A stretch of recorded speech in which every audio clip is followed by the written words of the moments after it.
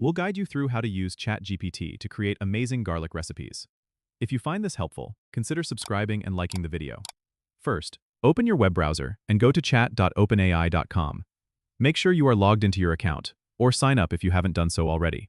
Once logged in, you'll see a chat interface where you can start interacting with ChatGPT. To get started with garlic recipes, type in a prompt like, "Give me a delicious garlic bread recipe," or "How can I make a garlic-infused pasta dish?" ChatGPT will respond with detailed recipes and instructions.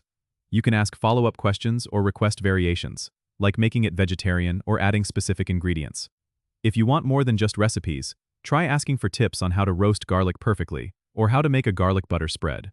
If you're feeling adventurous, ask ChatGPT to come up with a unique recipe featuring garlic as the main ingredient. The AI will use its vast database to suggest creative ideas. Remember, you can always refine your prompts to get more focused answers.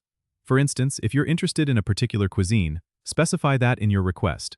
Experiment with different prompts to discover new and exciting ways to use garlic in your cooking. Don't forget to subscribe and comment if this helped you out.